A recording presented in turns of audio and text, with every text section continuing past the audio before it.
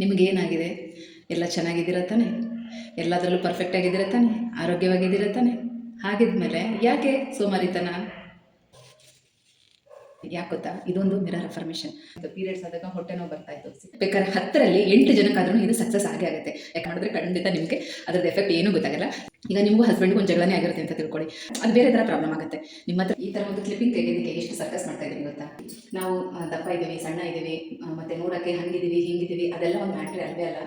35 ವರ್ಷ ಎಲ್ಲ ಯಾವ ಮಹಾ ದೊಡ್ಡ ಏಜ್ ಅಂತ ನೀವು ಹೇಳ್ತಾ ಇದ್ದೀರಾ. 100ಗೆ 200% ಯೂಸ್ಫುಲ್ ಆಗುತ್ತೆ. ಜಗವೇ ನೀನು ಗೆಳತಿಯೇ. ಎಲ್ರಿಗೂ ನಮಸ್ಕಾರ. ಗೆಳತಿ ದಿನಚರಿಗೆ ನಿಮ್ಮೆಲ್ಲರಿಗೂ ಸ್ವಾಗತ. ಇವತ್ತು ಮಧ್ಯಾಹ್ನದಿಂದ ವಿಡಿಯೋನ ಸ್ಟಾರ್ಟ್ ಮಾಡ್ತಾ ಇದ್ದೀನಿ. ಟೈಮ್ ಆಗಿದೆ ಈಗ 1:20. ಇನ್ನೂ ಊಟ ಆಗಿಲ್ಲ. ಕೆಲಸ ಅಂತ ಇವತ್ತು ಬೇಗನೆ ಮುಗೀತು. ಹಾಗಾಗಿ ಇವತ್ತು ಸ್ವಲ್ಪ ಬೇಗನೆ ಸ್ಟಿಚಿಂಗು ಕೂತ್ಕೊಳ್ಳೋಣ ಅಂತ ಅಂದ್ಕೊಂಡೆ. ಯಾಕಂದರೆ ಯೂಶಲಾಗಿ ನಾನು 1:30 ಅಷ್ಟರಲ್ಲೆಲ್ಲ ಊಟ ಮಾಡಲ್ಲ, ಏನಿದ್ರು 3 ಗಂಟೆ ಆಗುತ್ತೆ. ಹಾಗಾಗಿ ಒಂದಷ್ಟು ಟಾಪ್ಗಳಿತ್ತು, ರೆಡಿಮೇಡ್ ಡ್ರೆಸ್ಸು, ಅದನ್ನೆಲ್ಲ ಸ್ಟಿಚ್ ಹಾಕೋಣ ಅಂತ ಹೇಳಿ ತೊಗೊಳ್ತಾ ಇದ್ದೆ. ಒಂದು 2 ಗಂಟೆ 2:30 ತನಕ ಸ್ಟಿಚ್ ಮಾಡಿ ಆಮೇಲೆ ಎದ್ದು ಊಟ ಮಾಡೋಣ ಅಂತೇಳಿ ಹಾಗೆ ವಿಡಿಯೋನು ಕೂಡ ಸ್ಟಾರ್ಟ್ ಮಾಡಿಕೊಂಡೆ. ಸಾಕಷ್ಟು ಪ್ರಶ್ನೆ ಕೇಳಿದ್ದೀರಾ, ನಿಜವಾಗ್ಲೂ ಒಳ್ಳೊಳ್ಳೆ ಪ್ರಶ್ನೆಗಳೇ ಕೇಳಿದ್ದೀರಾ, ತುಂಬ ಜನಕ್ಕೆ ಯೂಸ್ಫುಲ್ ಆಗುವಂಥ ಪ್ರಶ್ನೆ. ಇವತ್ತಿನ ವಿಡಿಯೋದಲ್ಲಿ ಅದ್ರ ಬಗ್ಗೆನೇ ಉತ್ತರ ಕೊಡ್ತಾ ಇವತ್ತಿನ ಬ್ಲಾಗನ್ನು ನಾನು ಮಾಡ್ತಾ ಇದ್ದೀನಿ. ಮೊದಲಿಗೆ ನೀವು ಕೇಳಿರುವಂಥ ಪ್ರಶ್ನೆ, 35 ವರ್ಷ ಆಗಿದೆ ನನಗೆ, ನಾನು ಟೈಲರಿಂಗ್ ಕಲಿಬೋದಾ ಅಂತ ಕೇಳಿದ್ದೀರಾ. 35 ವರ್ಷ ಎಲ್ಲ ಯಾವ ಮಹಾ ದೊಡ್ಡ ಏಜು ಅಂತ ನೀವು ಹೇಳ್ತಾ ಇದ್ದೀರಾ. ಕಲಿಯೋದಕ್ಕೆ ನಿಜವಾಗ್ಲೂ ವಯಸ್ಸಿನ ಮಿತಿ ಇಲ್ಲವೇ ಇಲ್ಲ, ಕಲಿಬೇಕು ಅನ್ನೋ ಆಸಕ್ತಿ ಇರಬೇಕು ಅಷ್ಟೇ. ನಾನು ಟೈಲರಿಂಗ್ ಕ್ಲಾಸ್ ಮಾಡುವಾಗ 55, 60 ವರ್ಷದವರು ಕೂಡ ಬಂದಿದ್ದಾರೆ. ಎಷ್ಟು ಖುಷಿ ಆಗ್ತಾ ಇತ್ತು ಗೊತ್ತಾ? ನಿಜವಾಗ್ಲೂ ಆ ಟೈಮಲ್ಲಿ ನಾನೇನಾದರೂ ಯೂಟ್ಯೂಬ್ ಸ್ಟಾರ್ಟ್ ಮಾಡಿದರೆ ಎಷ್ಟೋ ಜನಕ್ಕೆ ಮೋಟಿವೇಶನ್ ಆಗ್ತಾ ಇತ್ತು ಅನ್ಸುತ್ತೆ. ಅವಾಗ ನನಗೆ ಅಷ್ಟೊಂದು ಐಡಿಯಾನೇ ಇಲ್ಲ ಯೂಟ್ಯೂಬ್ ಮಾಡಬೇಕು ಅಂತ. ಈ ಕೆಲಸದಲ್ಲೇ ಫುಲ್ಲು ಬ್ಯುಸಿ ಇರ್ತಾ ಇದ್ದೆ. ಹಾಗಾಗಿ ಅದೆಲ್ಲ ನಾನು ನನಗೆ ಶೇರ್ ಮಾಡೋಕ್ಕಾಗಲಿಲ್ಲ ಬಿಡಿ. ಗಾರ್ಮೆಂಟ್ಸಲ್ಲಿ ಕೆಲಸಕ್ಕೆ ಹೋಗ್ತಾ ಇದ್ರು. ಇನ್ನು ಎಷ್ಟು ವರ್ಷ ಅಂತ ದುಡಿಯೋಕ್ಕಾಗುತ್ತೆ? ಟೈಲರಿಂಗ್ ಆದರೂ ಕಲ್ತ್ಕೊಂಡ್ರೆ ಮನೆಯಲ್ಲೇ ಒಂದು ಅಷ್ಟೋ ಸ್ಟಿಚ್ ಮಾಡ್ಕೋಬೋದು ಅಂತೇಳಿ ಈಗ ಗಾರ್ಮೆಂಟ್ಸ್ಗೆ ಹೋಗೋರು ಅಂದರೆ ಯೂಶಲಾಗಿ ಅವ್ರಿಗೆ ಸ್ಟಿಚಿಂಗ್ ಅಂತೂ ಪ್ರಾಪರಾಗಿ ಬಂದೇ ಬರುತ್ತೆ ಅಲ್ವಾ? ಇನ್ನೊಂದು ಸ್ವಲ್ಪ ಕಟಿಂಗ್ ಒಂದು ಸ್ವಲ್ಪ ಅವರು ಕಲಿಬೇಕು ಅಷ್ಟೇ. ಹಾಗಾಗಿ ಕಟಿಂಗ್ ಕಲಿಸ್ಕೊಡು ಅಂತ ಬರ್ತಾ ಇದ್ರು. ಕಲ್ತರು ಕೂಡ ತುಂಬ ಚೆನ್ನಾಗೇ ಕಲ್ತರು. ನೋಡಿ, ಅವರು 6 ಗಂಟೆ ತನಕ ಗಾರ್ಮೆಂಟ್ಸಲ್ಲಿ ಕೆಲಸ ಮಾಡಿಕೊಂಡು 6:30ಗೆ ಈವ್ನಿಂಗ್ ಬ್ಯಾಚಿಗೆ ಕ್ಲಾಸಿಗೆ ಬರ್ತಾ ಇದ್ರು. 6:30ಇಂದ 8 ಗಂಟೆ ತನಕ ಮುಗಿಸ್ಕೊಂಡು ಆಮೇಲೆ ಮನೆಗೆ ಹೋಗ್ತಾ ಇದ್ರು. ಹಾಗೆ ಕಲಿಯೋದಕ್ಕೆ ಏಜ್ ಲಿಮಿಟ್ಸ್ ಇಲ್ಲ. ಯಾವ ಏಜಲ್ಲಿ ಏನು ಬೇಕಾದರೂ ಕಲಿಬೋದು. ನಿಮಗೆ ಕಲಿತೀರಾ ಅಂತ ನಿಮ್ಮ ಮೇಲೆ ನಿಮಗೆ ಕಾನ್ಫಿಡೆನ್ಸ್ ಇದ್ದರೆ ಸಾಕು, ಆರಾಮಾಗಿ ಕಲೀರಿ. ಇನ್ನೂ ನಿಧಾನ ಮಾಡಬೇಡಿ, ಮೊದಲು ಕಲಿಯೋದಕ್ಕೆ ಶುರು ಮಾಡಿ. ತುಂಬ ಖುಷಿ ಅನ್ನಿಸ್ತು ನನಗೆ ಆ ಕಮೆಂಟನ್ನು ಓದಿ. ಅವ್ರಿಗೆ ಸ್ಲೀವ್ ಶೇಪ್ ಹಾಕಕ್ಕೆ ಬರ್ತಾ ಇರಲಿಲ್ಲ. ಅವ್ರ ಹೆಸರು ಮರ್ತುಬಿಟ್ಟಿದ್ದೀನಿ, ಯಾಕಂದರೆ ಒಂದು 4-5 ವರ್ಷ ಗ್ಯಾಪ್ ಆಗೋಯ್ತಲ್ಲ, ಮರ್ತೋಗ್ಬಿಟ್ಟಿದ್ದೀನಿ ಹೆಸರು. ಅವ್ರಿಗೆ ಸ್ಲೀವ್ ಶೇಪ್ ಹಾಕಕ್ಕೆ ಬರ್ತಾ ಇಲ್ಲ. ನಾನು ತುಂಬ ಹೇಳಿ ಹೇಳಿ ಹೇಳಿ ಚಿಕ್ಕ ಮಕ್ಕಳಿಗೆ ತಿದ್ದಿಸೋ ಥರ ಎಲ್ಲ ತಿದ್ದಿಸ್ತಾ ಇದ್ದೆ. ಕೊನೆಗೆ ನಾನು ಕಲಿಯುವಾಗ ನಮಗೊಂದಷ್ಟು ಮೆಥಡ್ ಹೇಳ್ಕೊಡ್ತಾ ಇದ್ರು ನಮ್ಮ ಟೈಲರಿಂಗ್ ಕ್ಲಾಸಲ್ಲಿ. ನಾವು ಅನ್ನ ಮಾಡೋದಕ್ಕೆ ಅಕ್ಕಿ ಎಲ್ಲ ಸೋಸ್ತಾ ಇರ್ತೀವಿ, ಅಕ್ಕಿ ತೊಳೆದಿರ್ತೀವಿ, ನಮ್ಮ ಕೈಯೆಲ್ಲ ನೀರು ಒದ್ದೆಗಿರುತ್ತೆ. ಅದ್ರ ಮೇಲೆಲ್ಲ ಹಿಂಗೆ ಬರೆದು ಪ್ರಾಕ್ಟೀಸ್ ಮಾಡಿ, ನಮ್ಮ ಕಣ್ಣು ಶೇಪ್ ಥರ ಬರಬೇಕು, ಎಲೆ ಶೇಪ್ ಥರ ಬರಬೇಕು ಅಂತೆಲ್ಲ ತುಂಬ ಹೇಳ್ಕೊಡೋರು. ಅದನ್ನು ನಾನು ಅವ್ರಿಗೆ ಹೇಳ್ತಾ ಇದ್ದೆ, ಈ ಥರ ಮಾಡಿ ಆ ಥರ ಮಾಡಿ ಅಂತ. ಫೈನಲಿ ಅವ್ರಿಗೆ ಒಂದು 10 ದಿನ ಟೈಮ್ ತೊಗೊಂಡು ಶೇಪ್ ಕಲ್ತ್ಬಿಟ್ರು. ಫುಲ್ ಖುಷಿ ಆಗೋಯ್ತು ಅವ್ರಿಗೆ. ಅವ್ರು ಹಾಗೆ ನನಗೆ ಮುತ್ತು ಕೊಟ್ಟು ಹೇಳಿದ್ರು, ಸಾಕಾಯಿತು ಬಿಡು ಶೋಭಾ, ನನಗೆ ನೀನು ಕಲಿಸ್ಬಿಟ್ಟಲ್ಲ, ನೀನು ಸ್ಲೀವ್ ಶೇಪ್ ಹಾಕೋದು ನನಗೆ ಕಲಿಸ್ಬಿಟ್ಟಲ್ಲ, ಸಾಕಾಯಿತು ನಾನು ಕ್ಲಾಸಿಗೆ ಬಂದಿದ್ದಕ್ಕೂ ಅಂತೇಳಿ ತುಂಬ ಖುಷಿಪಟ್ಟರು. ಆಲ್ಮೋಸ್ಟ್ ಅವ್ರದ್ದು ಸ್ಟಿಚ್ ಮಾಡ್ಕೊಳ್ಳೋಷ್ಟು ಕಲ್ತ್ಕೊಂಡ್ರು. ಇವಾಗಿರೋ ರೇಟ್ಗೆ ನಮ್ಮ ಬಟ್ಟೆಗಳು ನಾವು ಹೊಲ್ಕೊಂಡ್ರೆ ಸಾಕು ಅಲ್ವಾ? ಬೇರೆಯವ್ರದ್ದು ನಾವು ಸ್ಟಿಚ್ ಮಾಡ್ತೀವೋ ಇಲ್ವೋ, ಅಟ್ಲೀಸ್ಟ್ ನಮ್ಮ ಬಟ್ಟೆಗಳು ನಾವು ಸ್ಟಿಚ್ ಮಾಡ್ಕೊಂಡು ಅಷ್ಟು ಕಲಿತ್ರೆ ಸಾಕು ಅನಿಸುತ್ತೆ. ಹಾಗೆ ನನ್ನ ಮಿಷಿನ್ ಬಗ್ಗೆ ಕೇಳಿದ್ರಿ. ಇದು ಸುಮಾರು ಒಂದು 19 ವರ್ಷ ಆಗಿದೆ ಅಂದ್ಕೊಳ್ಳಿ. ಈ ಮಿಷಿನ್ ತೊಗೊಂಡು 19 ವರ್ಷ ಆಗಿದೆ. 19 ವರ್ಷ ಆಗಿದೆ. ಯಾಕಂದರೆ ನಾನು ಟೈಲರಿಂಗ್ ಕಲಿತು ಸ್ಟಾರ್ಟ್ ಮಾಡಿದಾಗ, ನನ್ನ ಕೆಲಸ ಸ್ಟಾರ್ಟ್ ಮಾಡಿದಾಗ ಚಿಕ್ಕ ಮಿಷಿನ್ ಇತ್ತು, ಉಷಾ ಮಿಷಿನ್. ಅವಾಗೆಲ್ಲ ಇನ್ನೂ ಸ್ವಲ್ಪ ಚಿಕ್ಕದು ಬರ್ತಾಯಿತ್ತು. ಇದಕ್ಕಿಂತ 1,400 ರೂಪಾಯಿ ಕೊಟ್ಬಿಟ್ಟು ನಾನು ಆ ಮಿಷಿನ್ ತೊಗೊಂಡಿದ್ದು. ಅದರಲ್ಲಿ 1-2 ವರ್ಷ ಸ್ಟಿಚ್ ಮಾಡಿದೆ. 1-1.5 ವರ್ಷ ಸ್ಟಿಚ್ ಮಾಡಿದೆ ಅಷ್ಟೇ. ಯಾಕಂದರೆ ಕಾಲಲ್ಲಿ ತುಳಿಯೋಕ್ಕಾಗ್ತಾ ಇರಲಿಲ್ಲ, ತುಂಬ ಕಷ್ಟ ಆಗ್ತಾಯಿತ್ತು. ಆಮೇಲೆ ನನಗೆ ಇಮಿಡಿಯೇಟ್ ಬಟ್ಟೆ ಬರೋದಕ್ಕೆ ಶುರುವಾಯಿತು, ಜಾಸ್ತಿ ಬರೋಕ್ಕೆ ಶುರುವಾಯಿತು. ಆಗೇನು ಮಾಡಿದೆ, ಸರಿ ಬೇರೆ ತೊಗೊಳ್ಳೋಣ ಅಂಥೇಳಿ ಈ ಮಿಷಿನ್ ತೊಗೊಂಡು ಇದು 1 ವರ್ಷ ಆದಮೇಲೆ ಮೋಟ್ರ್ ಹಾಕಿಸ್ಕೊಂಡಿದ್ದು. ಇದನ್ನು ಕೂಡ ಕಾಲಲ್ಲಿ ತುಳಿತಾ ಇದ್ದೆ. ನನಗೆ ಒಂದಷ್ಟು ಪ್ರಾಬ್ಲಮ್ ಇತ್ತು. ಪೀರಿಯಡ್ಸ್ ಆದಾಗ ಹೊಟ್ಟೆ ನೋವು ಬರ್ತಾಯಿತ್ತು, ಸಿಕ್ಕಾಪಟ್ಟೆ ಬರ್ತಾಯಿತ್ತು. ಆ ಟೈಮಲ್ಲಿ ಒಂದು 5 ದಿನ 1 ವಾರ ನನಗೆ ಸ್ಟಿಚ್ ಮಾಡೋದಕ್ಕೆ ಆಗ್ತಾ ಇರಲಿಲ್ಲ, ಸಿಕ್ಕಾಪಟ್ಟೆ ಪೇಯ್ನ್ ಬರ್ತಾಯಿತ್ತು. ಅದಕ್ಕೆ ಏನು ಮಾಡಿದ್ರು, ಹಿಂಗೆ ಫ್ರೆಂಡ್ಸ್ ಎಲ್ಲ ಸ್ವಲ್ಪ ಹೇಳ್ತಾ ಇದ್ರು, ಮೋಟ್ರ್ ಹಾಕಿಸ್ಕೊಂಡ್ಬಿಡು, ಹೊಲಿಯೋದಕ್ಕೆ ಸುಲಭ ಆಗುತ್ತೆ ಅಂತ. ಆಗ ನಾನು ಈ ಮೋಟ್ರನ್ನ ಹಾಕಿಸ್ಕೊಂಡಿದ್ದು. ಇದ್ರದ್ದು ಹೆಸರೇನು ಎಲ್ಲ ಕೇಳಿದ್ದೀರಾ, ಹೇಳ್ತೀನಿ. ಆಗ ಸ್ವಲ್ಪ ರೇಟ್ ಕಡಿಮೆ ಇತ್ತು. ಅಂದರೆ ಸ್ಟಾರ್ಟಿಂಗಲ್ಲಿ ಚಿಕ್ಕ ಮೋಟ್ರ್ ಹಾಕಿಸ್ಕೊಂಡು, ಮೊದಲು ಇದಕ್ಕಿಂತ ಚಿಕ್ಕ ಮೋಟ್ರ್ ಹಾಕೊಂಡಿದ್ದು. ಅದು ಕಾರ್ಬನ್ ಹಾಕೋದು ಬರುತ್ತೆ ನೋಡಿ, ಆ ಥರದ್ದು.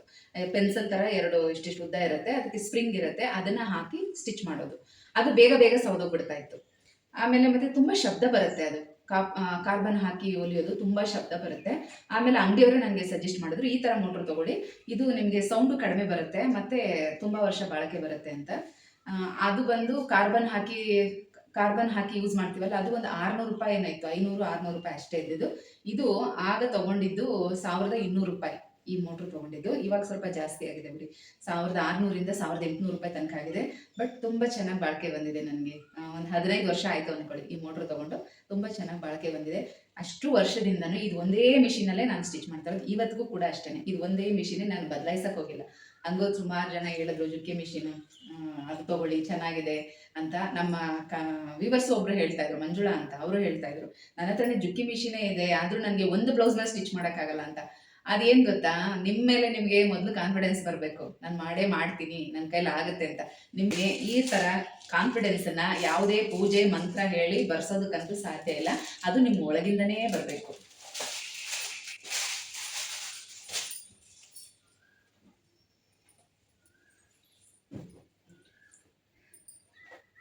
ಇದೊಂದು ಡ್ರೆಸ್ಸು ಅರ್ಧ ಸ್ಟಿಚ್ ಮಾಡಿದೆ, ನಿನ್ನೆ ವಿಡಿಯೋದಲ್ಲಿ ತೋರಿಸಿದ್ದೆ ನಿಮಗೆ. ಒಂದು ಅರ್ಧ ಸ್ಟಿಚ್ ಮಾಡಿದೆ. ನಿಮ್ಗೆ ಇನ್ನೊಂದು ಸ್ವಲ್ಪ ಡೀಟೇಲಾಗಿ ಹೇಳ್ಬಿಡ್ತೀನಿ ಇದ್ರ ಬಗ್ಗೆ ನೋಡಿ. ಈ ಬಟ್ಟೆ ರಾಮಚಂದ್ರಪುರದಲ್ಲಿ KG ಲೆಕ್ಕದಲ್ಲಿ ಸಿಗುತ್ತೆ, ಏನು ಬೇಕೋ ಎಲ್ಲ ಸಿಗುತ್ತೆ. ಕರ್ಟನ್ಸು, ಮ್ಯಾಟು, ಮತ್ತು ಸೋಫಾ ಕವರ್ಗಳು, ಪ್ರತಿಯೊಂದು A to Z ಐಟಮಲ್ಲಿ ಸಿಗುತ್ತೆ.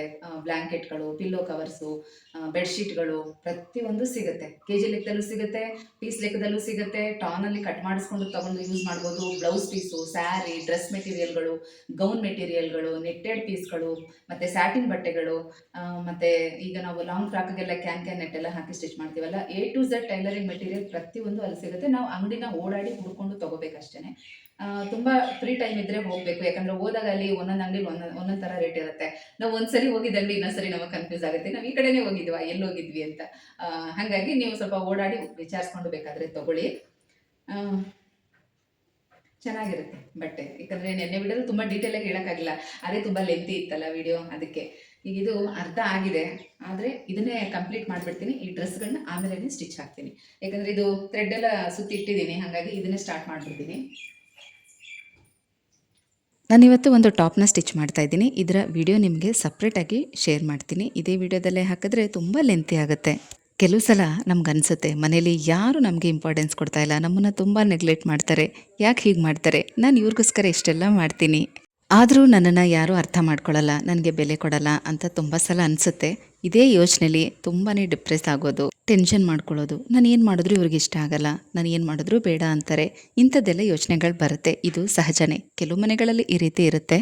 ಇದೆಲ್ಲ ತಪ್ಪು ಅಂತಲ್ಲ, ನೀವು ಏನು, ನಿಮ್ಮ ಕೆಪಾಸಿಟಿ ಏನು ಅನ್ನೋದು ಅವ್ರಿಗೆಲ್ಲ ಗೊತ್ತೇ ಇರುತ್ತೆ. ಅವರದನ್ನು ಬಾಯ್ಬಿಟ್ಟು ಹೇಳಲಿಲ್ಲ ಅಂದ ಮಾತ್ರಕ್ಕೆ ನೀವು ತುಂಬ ವೀಕ್ ಅಂತ ಅಂದ್ಕೊಳ್ಳೋಕೆ ಹೋಗಬೇಡಿ. ಕೆಲವರು ಗಂಡಸರು ಹೆಂಡತಿ ಬಗ್ಗೆ ಅವ್ರಿಗಿರೋ ಭಾವನೆಗಳನ್ನು ಎಕ್ಸ್ಪ್ರೆಸ್ ಮಾಡ್ತಾರೆ, ಅಂದರೆ ಹೇಳ್ತಾರೆ. ಒಳ್ಳೆಯದಾಗಿರಲಿ ಕೆಟ್ಟದಾಗಿರಲಿ, ಅವ್ರಿಗೆ ಬೇಜಾರಾಗಿರಲಿ ಖುಷಿಯಾಗಿರಲಿ, ಪ್ರತಿಯೊಂದನ್ನು ಕೂಡ ಹೇಳ್ತಾರೆ. ಇನ್ನು ಕೆಲವರು ಹೇಳೋದಿಲ್ಲ, ಎಲ್ಲ ಮನಸ್ಸಲ್ಲೇ ಇಟ್ಕೊಂಡಿರ್ತಾರೆ. ಇನ್ನು ಕೆಲವ್ರು ಹೇಗೆ ಅಂತಂದರೆ, ಹೆಂಡತಿ ಮುಂದೆ ಹೊಗಳ್ಬಿಟ್ರೆ ಹೇಳ್ಬಿಟ್ರೆ ಅವರದನ್ನು ಅಡ್ವಾಂಟೇಜಾಗಿ ತೊಗೊಳ್ತಾರೆ ಅನ್ನೋ ಥರ ಭಾವನೆಗಳಿರುತ್ತೆ. ಇದು ಹಾಗಾಗಿ ಕೆಲವರು ಹೇಳ್ಕೊತಾರೆ, ಕೆಲವರು ಹೇಳ್ಕೊಳ್ಳಲ್ಲ ಅಷ್ಟೇ. ಅಥವಾ ನೀವು ಮೊದಲಿಂದನೂ ಕೂಡ ಇಂಥದನ್ನೆಲ್ಲ ಸಹಿಸ್ಕೊಂಡು ಬಂದಿರ್ತೀರ. ಸ್ಟಾರ್ಟಿಂಗ್ನಲ್ಲೇ ಅವ್ರಿಗೆ ಯಾವುದು ಸರಿ ಯಾವುದು ತಪ್ಪು, ಅವ್ರು ಹೇಳಿದ ರೀತಿ ಸರಿನಾ ತಪ್ಪ ಅನ್ನೋದನ್ನು ನೀವು ಅರ್ಥ ಮಾಡಿಸಿದ್ರೆ ಕ್ರಮೇಣ ಅವರು ತಿದ್ಕೊಳ್ತಾರೆ. ಸುಮಾರು ವರ್ಷಗಳ ಕಾಲ ನೀವು ಹಾಗೆ ಬಿಟ್ಟಿರ್ತೀರ, ಅವರು ಹಾಗೆ ಇರ್ತಾರೆ. ಈಗ ಇಂಥ ವಿಷಯದಲ್ಲಿ ಬದಲಾವಣೆಗಳು ಮಾಡ್ಕೋಬೇಕು ಅಂದರೆ ಸ್ವಲ್ಪ ಟೈಮ್ ಬೇಕಾಗುತ್ತೆ, ತಾಳ್ಮೆನೂ ಕೂಡ ಬೇಕಾಗುತ್ತೆ. ಹಾಗಾಗಿ ಇದೆಲ್ಲ ತಪ್ಪು ಅಂತ ತಿಳ್ಕೊಬೇಡಿ. ಯಾರು ಏನೇ ಹೇಳಲಿ, ಮನೆಯವರು ಇಂಪಾರ್ಟೆನ್ಸ್ ಕೊಡಲಿ ಬಿಡಲಿ, ನೀವು ಏನು, ನಿಮ್ಮ ಕೆಪಾಸಿಟಿ ಏನು, ನೀವು ಮಾಡ್ತಾ ಇರೋದು ಸರಿನಾ ತಪ್ಪ ಅನ್ನೋವಂಥ ಕಾನ್ಫಿಡೆನ್ಸ್ ನಿಮಗಿರಬೇಕು. ಮೊದಲು ನಿಮ್ಮ ಮೇಲೆ ನಿಮಗೆ ಕಾನ್ಫಿಡೆನ್ಸ್ ಇರಬೇಕು. ಕೆಲವು ಗಂಡಸರು ಮನೆಯಲ್ಲಿ ಈ ರೀತಿ ಇದ್ದರೂ ಹೊರಗಡೆ ಬೇರೆಯವ್ರ ಮುಂದೆ ನಿಮ್ಮನ್ನು ಎಲ್ಲೂ ಬಿಟ್ಕೊಡೋದಿಲ್ಲ, ಆ ರೀತಿ ಕೂಡ ಇರ್ತಾರೆ. ನೀವು ಅದನ್ನು ಅರ್ಥ ಮಾಡ್ಕೋಬೇಕು. ಅಲ್ಲದೆ ಇಂಥ ವಿಚಾರಗಳಿಗೆ ಬೇಜಾರು ಮಾಡಿಕೊಂಡು ಟೆನ್ಷನ್ ಮಾಡಿಕೊಂಡು ಮನೇಲಿ ಜಗಳಗಳು ಮಾಡ್ಕೊಂಡಿದ್ರೆ ನಿಮ್ಮನ್ನು ನೋಡಿ ಬೆಳೆಯುವಂಥ ಮಕ್ಕಳ ಮೇಲೆ ಎಂಥ ಪ್ರಭಾವ ಬೀರುತ್ತೆ ಯೋಚನೆ ಮಾಡಿ. ಆ ಮಕ್ಕಳಲ್ಲೂ ಕೂಡ ಅದೇ ಭಾವನೆ ಬರುತ್ತೆ. ಒಂದು ಅವರು ಅಪ್ಪನ್ನ ಅನುಸರಿಸ್ತಾರೆ, ಇಲ್ಲ ಅಂದರೆ ಅಮ್ಮನ್ನ ಅನುಸರಿಸ್ತಾರೆ. ಇದರಿಂದ ಏನಾಗುತ್ತೆ, ಅವ್ರಿಗೆ ತಂದೆ ಮೇಲೆ ಅಥವಾ ತಾಯಿ ಮೇಲೆ ಒಂದು ರೀತಿ ಭಯ ಭಕ್ತಿ ಅನ್ನೋದಿರೋದಿಲ್ಲ. ತುಂಬಾ ನೆಗ್ಲಿಜೆನ್ಸು, ಕೇರ್ಲೆಸ್ಸು, ಈ ಥರದ್ದೇ ಅವ್ರ ಮನಸ್ಸಲ್ಲಿ ಬರೋದು. ಇಂಥದಕ್ಕೆಲ್ಲ ಅವಕಾಶ ಮಾಡಿಕೊಡ್ಬೇಡಿ. ಮೊದಲು ನೀವು ಸ್ಟ್ರಾಂಗ್ ಆಗಿರಬೇಕು. ಅದಕ್ಕೆ ಕೆಲವೊಂದಷ್ಟು ಅಫರ್ಮೇಷನ್ಗಳಿರುತ್ತೆ. ಅದರಲ್ಲಿ ಇವತ್ತು ಒಂದನ್ನು ನಿಮಗೆ ಹೇಳ್ತಾ ಇದ್ದೀನಿ. ಇದನ್ನು ಪ್ರತಿದಿನ ನೀವು ಫಾಲೋ ಮಾಡಿ, 100ಗೆ 200% ವರ್ಕ್ ಆಗುತ್ತೆ.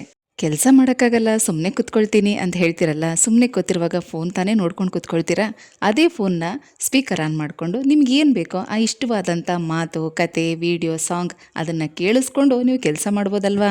ಒಂದು ಮಾತು ಹೇಳ್ತೀನಿ ಕೇಳಿ, ನಿಮ್ಮನ್ನು ನೀವು ಎಷ್ಟು ಬ್ಯುಸಿಯಾಗಿ ಇಟ್ಕೋತಿರೋ ನೀವು ಅಷ್ಟು ಖುಷಿಯಾಗಿರ್ತೀರ, ಅಷ್ಟು ಆರೋಗ್ಯವಾಗಿ ಇರ್ತೀರ. ನಾನೀಗ ಮಿರರ್ ಮುಂದೆ ನಿಂತಿದ್ದೀನಿ, ನಿಮಗೆ ಗೊತ್ತಾಗ್ತಾ ಇದೆ ಅಂತ ಅಂದ್ಕೊಂಡಿದ್ದೀನಿ. ಇದೊಂಥರ ಮಿರರ್ ಅಫರ್ಮೇಷನ್. ಏನು ಗೊತ್ತಾ, ನಮಗೆ ಒಂದು ರೀತಿ ಕಾನ್ಫಿಡೆನ್ಸ್ ಹೆಚ್ಚಾಗಬೇಕು ಅಂದರೆ ಹೆಚ್ಚಿಗೆ ಕನ್ನಡಿ ಮುಂದೆ ನಿಂತ್ಕೊಂಡು ಮಾತಾಡಬೇಕು ಅಂತ ಹೇಳ್ತಾರೆ. ನಾವು ಬರೀ ಡ್ರೆಸ್ ಮಾಡ್ಕೊಳ್ಳೋದಕ್ಕೆ ಮಾತ್ರ ಕನ್ನಡಿ ಮುಂದೆ ನಿಂತ್ಕೊಳ್ಳೋದಲ್ಲ, ಅದರಲ್ಲೂ ಕೆಲವರು ಅದನ್ನು ಮಾಡ್ಕೊಳ್ಳಲ್ಲ ಬಿಡಿ. ಸುಮ್ಮನೆ ಹೇಗಂದ್ರಂಗೆ ಒಂದು ರೆಡಿ ಆಗಬೇಕು ಅಂದರೆ ಅದಕ್ಕೂ ಕೂಡ ಇಂಪಾರ್ಟೆನ್ಸ್ ಕೊಡಲ್ಲ, ಏನು ಮೇಕಪ್ಪೇ ಮುಖ್ಯನಾ ಅನ್ನೋ ಥರ ಇರ್ತಾರೆ. ಆದರೆ ಇದು ಚೆನ್ನಾಗಿ ಕಾಣಿಸ್ಬೇಕು ಅಂತ ಮೇಕಪ್ ಮಾಡ್ಕೊಳ್ಳೋದಲ್ಲ, ಎಲ್ಲ ರೀತಿಯಲ್ಲೂ ನಾವು ಪರ್ಫೆಕ್ಟಾಗಿದ್ದೀವಿ ಅಂತಂದರೆ ನಮ್ಮ ಮೇಲೆ ನಮಗೆ ಕಾನ್ಫಿಡೆನ್ಸ್ ಹೆಚ್ಚಾಗುತ್ತೆ ಅನ್ನೋ ಕಾರಣಕ್ಕೆ ಒಂದು ಸ್ವಲ್ಪ ಚೆನ್ನಾಗಿ ಕಾಣಿಸ್ಬೇಕು, ಒಂದು ಒಳ್ಳೆ ಡ್ರೆಸ್ ಹಾಕೋಬೇಕು, ಈ ಥರ ಎಲ್ಲ ಹೇಳೋದಷ್ಟೇ. ಆದರೆ ಕೆಲವರು ಅದನ್ನ ಬೇರೆ ಬೇರೆ ರೀತಿಯಲ್ಲಿ ಅರ್ಥ ಮಾಡ್ಕೋತಾರೆ. ಆದರೆ ಒಂದು ತಿಳ್ಕೊಳ್ಳಿ, ನಿಜವಾಗ್ಲೂ ಇದು ತುಂಬ ಅಂದರೆ ತುಂಬ ಯೂಸ್ಫುಲ್ ಆಗುತ್ತೆ. 100ಗೆ 200% ಯೂಸ್ಫುಲ್ ಆಗುತ್ತೆ. ಈಗಲಿಂದನೇ ನೀವು ಮಾಡೋಕ್ಕೆ ಟ್ರೈ ಮಾಡಿ. ಪ್ರತಿದಿನ ಬೆಳಗ್ಗೆ ಅಥವಾ ನಿಮ್ಗೆ ಯಾವಾಗ ಟೈಮ್ ಸಿಗುತ್ತೋ ಆವಾಗ. ಏನು ಗೊತ್ತಾ, ಈಗ ಚಿಕ್ಕ ಮಕ್ಕಳು ಇರೋರು ಬೆಳಗ್ಗೆ ಎದ್ದ ತಕ್ಷಣ ಅವ್ರಿಗೆ ಕೆಲಸ ಸ್ಟಾರ್ಟ್ ಆಗಿಬಿಡುತ್ತೆ.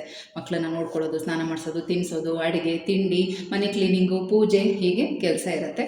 ಅಟ್ಲೀಸ್ಟ್ ಮಕ್ಕಳು ಸ್ಕೂಲ್ಗೆ ಹೋದ್ಮೇಲೆ ಅಥವಾ ಮಕ್ಕಳು ಮಲಗಿದಾಗ ನಿಮಗೆ ಅಂತ ಸ್ವಲ್ಪ ಟೈಮ್ ತೊಗೊಳ್ಳಿ. ಆ ಟೈಮಲ್ಲಿ ಕನ್ನಡಿ ಮುಂದೆ ನಿಂತ್ಕೊಂಡು ಫಸ್ಟು ನಿಮ್ಮನ್ನು ನೀವು ನೋಡ್ಕೊಳ್ಳಿ. ನಿಮಗೇನಾಗಿದೆ, ಎಲ್ಲ ಚೆನ್ನಾಗಿದ್ದೀರ ತಾನೆ, ಎಲ್ಲದರಲ್ಲೂ ಪರ್ಫೆಕ್ಟಾಗಿದ್ದೀರ ತಾನೆ, ಆರೋಗ್ಯವಾಗಿದ್ದೀರ ತಾನೆ. ಹಾಗಿದ್ಮೇಲೆ ಯಾಕೆ ಸೋಮಾರಿತನ? ಒಂದು ದಿನದಲ್ಲಿ ಒಂದು 5 ನಿಮಿಷ ಅಂದ್ರೂ ನೀವು ಕನ್ನಡಿ ಮುಂದೆ ನಿಂತ್ಕೋಬೇಕು. ಕನ್ನಡಿ ಮುಂದೆ ನಿಂತ್ಕೊಂಡು ಒಂದಷ್ಟು ಮಾತಾಡಿ, ಏನು ಬೇಕಾದರೂ ಮಾತಾಡಿ. ನಿಮ್ಗೆ ಯಾರ ಮೇಲಾದರೂ ಕೋಪ ಇದೆಯಾ, ಯಾರ ಮೇಲಾದರೂ ಪ್ರೀತಿ ಇದೆಯಾ, ಅಥವಾ ಮನೇಲಿ ಏನೇನು ನಡೆದಿರ್ಬೋದು, ನೀವು ಮಕ್ಕಳಿಗೇನಾದರೂ ಹೇಳಬೇಕು ಅಂದ್ಕೊಂಡಿದ್ರಾ, ನಿಮ್ಮ ಹಸ್ಬೆಂಡ್ಗೇನಾದರೂ ಹೇಳಬೇಕು ಅಂದ್ಕೊಂಡಿದ್ರಾ, ಅದನ್ನೆಲ್ಲನೂ ಕೂಡ ಕನ್ನಡಿ ಮುಂದೆ ನಿಂತ್ಕೊಂಡು ಹೇಳ್ಕೊಳ್ಳಿ. ಅದೆಲ್ಲ ಆದಮೇಲೆ ಫಸ್ಟು ನಿಮ್ಮನ್ನು ನೀವು ನೋಡ್ಕೊಳ್ಳಿ. ನೀವು ಹೇಗೆ ಕಾಣ್ತಾ ಇದ್ದೀರಾ ಅಂತ ನೋಡಿ. ನಿಮ್ಮ ಕಣ್ಣು ಹೇಗಿದೆ, ನಿಮ್ಮ ಫೇಸ್ ಹೇಗಿದೆ, ನಿಮ್ಮ ಕೂದಲು ಹೇಗಿದೆ ನೋಡ್ಕೊಳ್ಳಿ. ನೋಡಿಕೊಂಡು ಚೆನ್ನಾಗಿ ಕಾಣಿಸ್ತಾ ಇದ್ದೀರಲ್ವ, ಖುಷಿ ಪಡಿ. ಇಷ್ಟು ಚೆನ್ನಾಗಿದ್ದೀನಿ ನಾನು, ನನ್ನ ಕಣ್ಣು ಎಷ್ಟು ಚೆನ್ನಾಗಿದೆ, ನನ್ನ ಕೂದಲು ಎಷ್ಟು ಚೆನ್ನಾಗಿದೆ, ನಾನು ಈ ಥರ ಹೇರ್ ಕಟ್ ಮಾಡ್ಕೊಂಡಿದ್ದು ಎಷ್ಟು ಚೆನ್ನಾಗಿ ಕಾಣಿಸ್ತಾ ಇದೆ, ನಾನು ಯಾರಿಗಿಂತ ಏನು ಕಡಿಮೆ ಇದ್ದೀನಿ, ಚೆನ್ನಾಗೇ ಇದ್ದೀನಿ ಅಲ್ವಾ? ಇಂಥ ಖುಷಿನ ನೀವು ಅನುಭವಿಸ್ಬೇಕು, ನೀವು ಫೀಲ್ ಮಾಡಬೇಕು. ಆಗೇನಾಗುತ್ತೆ, ನಾನು ಯಾರಿಗಿಂತನೂ ಏನೂ ಕಡಿಮೆ ಇಲ್ಲ, ನಾನು ಎಲ್ಲದರಲ್ಲೂ ಇನ್ನೊಬ್ರಿಗಿಂತ ಚೆನ್ನಾಗೇ ಇದ್ದೀನಿ ಅನ್ನೋಂಥ ಕಾನ್ಫಿಡೆನ್ಸ್ ನಿಮಗೆ ಬರುತ್ತೆ. ನೋಡೋಕ್ಕೆ ದಪ್ಪ ಇದ್ದಾರೆ, ಸಣ್ಣ ಇದ್ದಾರೆ, ಕಪ್ಪಗಿದ್ದಾರೆ, ಬೆಳ್ಳಗಿದ್ದಾರೆ, ಕುಳ್ಳಗಿದ್ದಾರೆ, ಹೈಟ್ ಇಲ್ಲ, ಪರ್ಸ್ನಾಲಿಟಿ ಇಲ್ಲ, ಜಾಸ್ತಿ ಓದಿಲ್ಲ, ಇದೆಲ್ಲ ಒಂದು ಮ್ಯಾಟ್ರ್ ಅಲ್ಲವೇ ಅಲ್ಲ. ಹೇಳ್ತೀನಿ ಕೇಳಿ, ನಿಮ್ಮಲ್ಲಿ ಒಂದು ಆತ್ಮವಿಶ್ವಾಸ ಇಲ್ಲ ಅಂತಂದರೆ ಏನೇ ಟ್ಯಾಲೆಂಟ್ ಇದ್ರೂ ಏನು ಪ್ರಯೋಜನ ಇಲ್ಲ. ಕೆಲವ್ರನ್ನ ನೀವು ಬೇಕಾದರೆ ಅಬ್ಸರ್ವ್ ಮಾಡಿ, ಅವ್ರು ಜಾಸ್ತಿ ಓದೇ ಇರಲ್ಲ. ಏನಂದರೆ ಏನು 1ನೇ ಕ್ಲಾಸ್ 2ನೇ ಕ್ಲಾಸ್ ಅಥವಾ 5ನೇ ಕ್ಲಾಸು ಅಷ್ಟು ಓದಿದ್ರೇ ಹೆಚ್ಚು. ಆದರೂ ಎಂಥ ಸಾಧನೆ ಮಾಡಿರ್ತಾರೆ. ಅವ್ರು ಹೇಗೆ ಮಾಡ್ತಾರೆ, ಅವ್ರಿಗೆ ಕಾನ್ಫಿಡೆನ್ಸ್ ಇರೋದ್ರಿಂದನೇ ಮಾಡೋದು. ಗೊತ್ತಿಲ್ಲದಿರೋದನ್ನ ಕಲಿಯೋದಕ್ಕೆ ಪ್ರಯತ್ನ ಪಡ್ತಾರೆ, ಕಲ್ತಿರೋದನ್ನು ಹಠ ತೊಟ್ಟು ಛಲ ತೊಟ್ಟು ಮಾಡಲೇಬೇಕು ಅಂತ ಪ್ರಯತ್ನ ಪಡ್ತಾರೆ. ಹಂಗಾಗಿ ಅವರು ಸಾಧನೆ ಮಾಡೋದಕ್ಕೆ ಸಾಧ್ಯ ಆಯಿತು. ಅಟ್ಲೀಸ್ಟ್ ಮನೆ ಕೆಲಸ ಮಾಡ್ಕೊಳ್ಳೋದಕ್ಕೇ ಸೋಮಾರಿತನ ಅಂದರೆ ಅದಕ್ಕೆಲ್ಲ ಯಾವ ಮಂತ್ರ ಕಂಡುಹಿಡಿಯೋಕ್ಕಾಗತ್ತೆ? ಯೋಚನೆ ಮಾಡಿ ಅಲ್ವಾ? ನಿಮ್ಮ ಮನಸ್ಸಿಗೆ ನೀವು ಹೇಳಬೇಕು, ನಾನೇನು ಯಾವುದ್ರಲ್ಲೂ ಕಡಿಮೆ ಇಲ್ಲ, ನಾನು ತುಂಬ ಸ್ಟ್ರಾಂಗ್ ಇದ್ದೀನಿ, ನಾನು ತುಂಬ ಆ್ಯಕ್ಟಿವ್ ಆಗಿದ್ದೀನಿ, ನಾನು ತುಂಬ ಹೆಲ್ದಿ ಆಗಿದ್ದೀನಿ, ನಾನು ಮಾಡೇ ಮಾಡ್ತೀನಿ, ನನಗೆ ಅದು ಇದು ಹೇಳೋಕ್ಕೆ ಬರಬೇಡ. ಈ ಥರ ಅಂದರೆ ನಿಮ್ಮ ಶತ್ರುಗೆ ನೀವು ಬೈತಾ ಇದ್ದೀರಾ ಅಂತ ತಿಳ್ಕೊಳ್ಳಿ, ಆಯಿತಾ? ಅದು ಹೇಳುತ್ತೆ ನಿಮಗೆ ಬಂದು, ಬೇಡ ಬಿಡು, ಯಾರು ಮಾಡ್ತಾರೆ, ಕೈ ನೋವು, ಕಾಲು ನೋವು, ಸ್ವಲ್ಪ ಹೊತ್ತು ಕೂತ್ಕೋ, ಸ್ವಲ್ಪ ಹೊತ್ತು ರೆಸ್ಟ್ ಮಾಡು, ಇದೆಲ್ಲ ಬಂದು ಹೇಳುತ್ತೆ. ಅದು ಆಗ ನೀವು ಅನ್ಬೇಕು, ನನಗೇನು ಆಗಿಲ್ಲ, ನಾನು ಚೆನ್ನಾಗೇ ಇದ್ದೀನಿ, ನಾನು ಮಾಡೇ ಮಾಡ್ತೀನಿ, ನೀನು ನನಗೆ ಅದು ಇದು ಹೇಳೋಕ್ಕೆ ಬರಬೇಡ, ನನ್ನ ಮೈಂಡ್ ಡೈವರ್ಟ್ ಮಾಡಬೇಡ ಅಂತ ಆ ಥರ ಹೇಳಿ ಎದ್ದೋಗಿ ನೀವು ಕೆಲಸ ಮಾಡಿ.